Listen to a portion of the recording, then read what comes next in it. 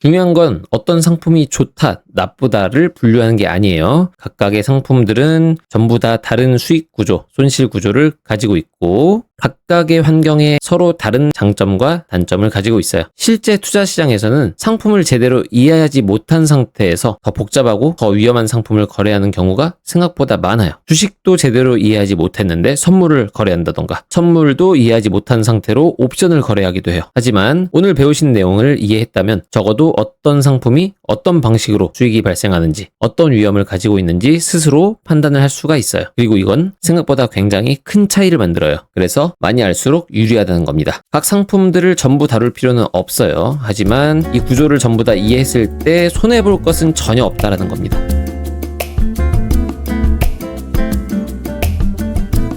안녕하세요. 지난 시간에는 재테크에 대해서 알아보는 시간을 가졌어요. 이번에는 여러 가지 금융상품에 대해서 알아볼 거예요. 많은 사람들은 이 금융상품에 대해서 굉장히 어렵게 생각을 하죠. 주식, 채권, ETF, 선물, 옵션, 펀드, 암호화폐 등등 종류도 많고요. 이름만 들어도 복잡하게 느껴지는 것들이 있어요. 너무 복잡하게 생각하실 필요가 없어요. 두 가지만 생각할게요. 각 상품별로 손실과 수익이 어떤 식으로 발생하는지, 어떤 위험이 존재하는지 이 두 가지 관점으로 살펴볼 거예요. 앞에 나열한 투자 상품을 전부 다 다룰 필요는 없어요. 하지만 많이 알아서 나쁠 건 없습니다. 왜냐하면은 많이 안다는 것 자체가 무기가 많다는 것을 의미해요. 개인 성향이랑 상황에 따라서, 개인 성향과 시장 상황에 따라서 유리한 선택을 할 수 있다는 거예요. 주식이에요. 기업의 일부를 소유하는 금융상품이에요. 예를 들어서 삼성전자 주식을 매수하면 아주 작은 비율이지만 삼성전자의 주인이 되는 거예요. 기업이 성장하면서 기업 가치가 증가하면 주가도 상승할 확률이 높아져요. 그리고 기업이 벌어들인 수익을 주주에게 나누어주면은 배당도 받을 수 있어요. 주식의 수입 원천은 기업의 성장과 이익이라고 보시면 돼요. 하지만 기업들이 반드시 성장만 하는 건 아니죠. 기업이 망하거나 실적이 악화될 수도 있어요. 중앙은행에서 금리를 인상하거나 경기가 침체되면서 투자 심리가 위축되고 전체적으로 주가가 하락할 수도 있어요. 결국 좋은 기업을 찾는 능력도 중요하지만 시장 분위기를 읽고 적절한 가격에 매수하는 능력도 굉장히 중요해요. 그런 능력들은 앞으로 차근차근 배워나갈 거예요. 다음은 채권입니다. 채권은 돈을 빌려주고 이자를 받는 계약이에요. 주식은 기업의 주인이 되는 거예요. 하지만 채권은 돈을 빌려주는 채권자가 되는 거예요. 예를 들어서 대한민국 정부가 나한테 돈을 빌려주면은 내가 연 3% 이자를 줄게. 그래서 제가 정부에 돈을 빌려주고 3% 이자를 받기로 한 계약서를 작성을 해요. 이 계약서가 바로 채권이에요. 그리고 이 계약이 끝나면 원금이 상환이 됩니다. 그리고 이 계약서는 사고 팔 수 있어요. 저는 아까 3%의 이자를 받기로 한 계약서를 작성을 했어요. 그런데 다음날 정부가 돈이 더 필요하다면서 5%의 이자를 지급하는 채권을 발행해요. 그럼 제가 가지고 있는 이 3%짜리 채권은 가치가 하락하게 되겠죠. 금리가 상승하면 이미 발행된 채권 가치는 떨어진다는 거예요. 반대로 금리가 하락하면은 이미 발행된 채권 가치는 올라가겠죠. 중앙은행에서 정하는 금리는 채권 이자 비율과 강하게 연계가 되어 있어요.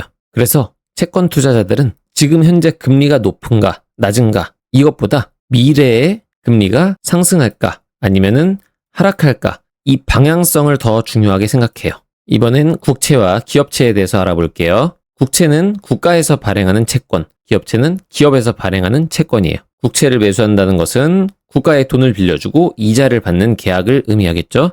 일반적으로 화폐 가치가 안정적이고 국가 신용도가 높은 나라의 국채를 안전한 채권이라고 불러요. 대표적인 예시로 미국 국채가 있어요. 왜 그럴까? 국가는 세금을 거둘 수 있죠. 국채를 발행할 수도 있어요. 그래도 충분하지 않으면 중앙은행에서 자국 통화를 발행할 수도 있어요. 따라서 국가는 일반 기업보다 훨씬 더 강한 지급 능력을 가지고 있어요. 국채가 기업채보다 상대적으로 안전하다는 의미예요. 기업채는 기업의 돈을 빌려주고 이자를 받는 계약이죠. 기업은 국가보다 파산할 수 있는 확률이 더 높아요. 실적이 악화되거나 사업이 실패할 수도 있어요. 그래서 기업채는 국채보다 더 높은 이자를 지급하는 경우가 많아요. 안정성이 떨어지는 만큼 더 큰 보상을 제공하는 거예요. 채권 투자에 대한 리스크를 다시 한번 살펴볼까요? 아까 말씀드렸던 금리 상승으로 인한 채권 가격의 하락, 발행 기간의 부도, 해외 국채에 투자하는 경우는 환율 변동의 리스크가 있어요. 다음은 선물입니다. 선물은 미래 가격에 대한 계약이에요. 그런데 이렇게 말하면은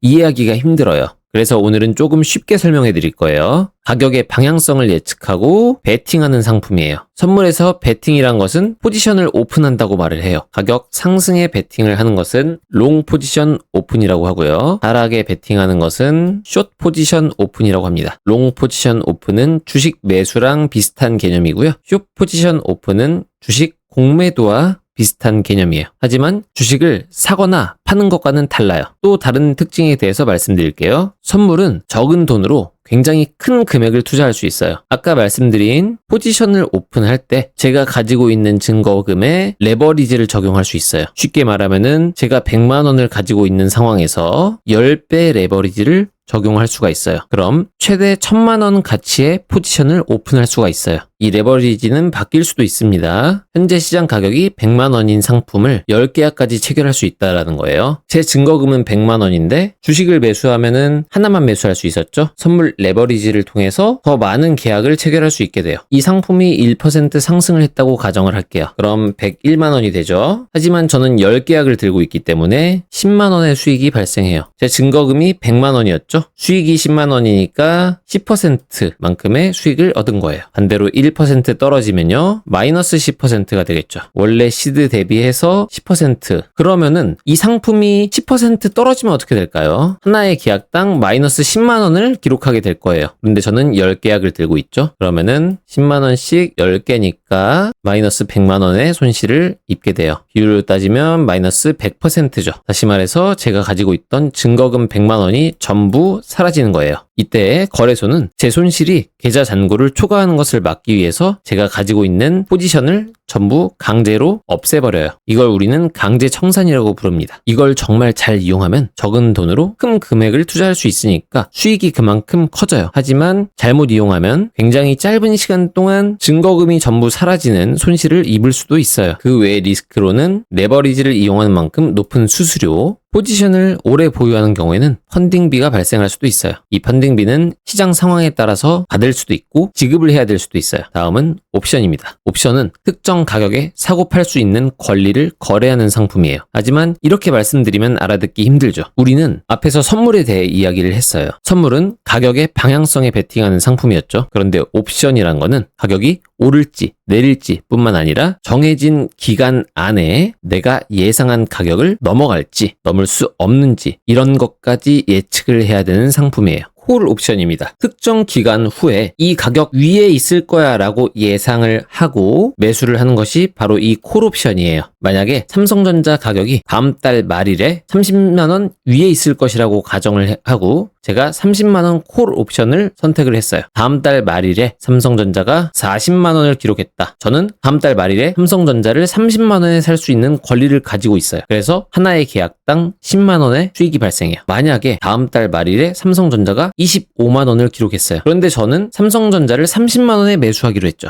이때는 어떻게 하면 될까요? 30만 원에 매수하기로 한 이 권리를 포기를 하면 돼요. 하지만 처음에 이 권리, 이 계약을 했기 때문에 이 계약금에 대해서는 제가 돌려받을 수가 없어요. 실전 문제를 하나 내볼게요. 삼성전자 30만 원 콜옵션 매수를 했어요. 옵션 만기일에 삼성전자가 30만 5천 원을 기록했고요. 콜옵션을 매수한 금액이 10,000원입니다. 이때 우리는 계약을 포기하는 게 좋을까요? 아니면은 삼성전자를 30만 원에 매수하는 게 좋을까요? 당연히 권리를 행사하는 게 좋아요. 이 권리를 행사하게 되면은 콜옵션을 매수할 때 이미 1만 원을 지출을 했어요. 하지만 삼성전자가 30만 5천 원을 기록하면서 5천 원의 수익이 생겨요. 결과적으로 마이너스 5천 원의 손실을 입게 되죠. 그렇다면 권리를 포기하는 경우는 어떻게 될까요? 콜옵션을 매수할 때 사용한 1만 원은 손실이에요. 그 외에는 아무것도 영향을 주지 않아요. 결국 10,000원의 손실이 발생해요. 다시 말해서 이 권리를 행사할지 권리를 포기할지는 내가 계약한 가격과 만기에 도달했을 때 실제 가격만 비교를 하면 되는 거예요. 옵션을 구매할 때 지불한 비용은 고려하지 않아요. 다음은 풋옵션이에요. 풋옵션은 특정 기간 후에 어떤 가격 이하로 떨어질 것이다 라고 가정하고 매수하는 상품이에요. 이번에는 삼성전자가 다음 달 말일에 20만 원 아래로 떨어질 것이라고 가정을 하고 20만 원 풋옵션을 매수를 해볼게요. 만약에 다음 달 말일에 삼성전자가 15만 원이라고 하면은 저는 앞선 계약에서 삼성전자를 20만 원에 팔 수 있는 권리를 가지고 있어요. 따라서 5만 원의 수익이 생기겠죠. 반대로 다음 달 말일에 삼성전자가 30만 원이에요. 우리는 어떻게 하면 되죠? 30만원짜리 주식을 20만원에 팔 필요는 없죠. 이 계약을 포기하면 돼요. 정확한 용어로는 권리를 행사하지 않으면 돼요. 당연히 당시 계약했던 그 계약금은 받을 수가 없어요. 여기서 주의할 점이 있는데 제가 가격의 하락을 예측했을 때 이 풋옵션은 매도가 아니고 매수를 한 거예요. 이 수업을 들으시는 분들은 옵션을 매도할 일이 거의 없어요. 옵션 매도는 이 옵션이라는 상품의 정확한 이해와 위험 관리가 필요한 전략이에요. 원금 이상의 손실을 입을 수 있습니다. 반대로 옵션을 매수했을 때 리스크는 매수할 때 지불한 이 매수 금액, 이 금액이 전부 다예요. 최대 손실이 이 옵션 매수금이에요. 그럼 여기서 질문이 생기죠? 엄청난 아이디어가 떠오를 수 있어요. 선생님, 그럼 삼성전자 5만원 콜옵션을 사면 부자 되는 거 아닌가요? 다음 달 말일까지 삼성전자가 5만원보단 높을 것 같은데 굉장히 좋은 질문일 수 있어요. 현재 25만원인 삼성전자를 다음 달 말일에 10만원에 구매할 수 있다. 삼성전자가 다음 달 말일까지 20%가 떨어져도 저한테는 10만원이 이득이거든요. 그럼 이 10만원짜리 콜옵션은 얼마에 팔릴까요? 맞아요. 굉장히 비싸요. 쉽게 생각하시면 돼요. 수익이 발생할 가능성이 높은 옵션의 계약금은 비쌉니다. 정리하면 콜옵션은 계약한 가격이 낮을수록 비싸고 풋옵션은 계약한 가격이 높을수록 비싸지겠죠. 그래서 이 옵션은 시장이 크게 상승하거나 크게 하락할 경우를 대비해서 해지 수단으로 사용되는 경우가 많아요. 해지라는 것은 갑작스러운 폭등이나 폭락에 따른 위험성을 방어하기 위한 전략이에요. 다음은 원자재에 대해서 말씀드릴게요. 원자재는 금, 은, 원유, 밀과 같은 실물 기반 자산입니다. 기업 실적보다는 공급과 수요가 더 중요해요. 특히 공급이 중요해요. 하지만 사람들은 금, 은, 원유, 밀 이런 것들을 현물로 거래하기가 힘들죠. 그래서 선물 시장이나 ETF 상품으로 거래되는 경우가 많아요. 주요 리스크 원인으로는 전쟁, 기후, 다음에 물류와 같은 외부 요인이 굉장히 많습니다. 다음은 외환이에요. 각 나라 통화의 상대 가치를 거래하는 시장입니다. 달러가 강해질지, 엔화가 강해질지, 유로화가 강해질지를 거래하는 거예요. 마찬가지로 선물 시장이나 ETF 상품으로 거래됩니다. 실제로 달러를 매수해 놓고 가지고 있는 경우도 있겠죠. 하지만 그 방법은 환전 수수료가 비싸기 때문에 별로 추천드리지 않아요. 주요 리스크로는 국가별 금리 정책, 통화 정책 이런 것들이 있고요. 특정 경제 이벤트가 발생할 때도 큰 폭으로 움직일 수도 있어요.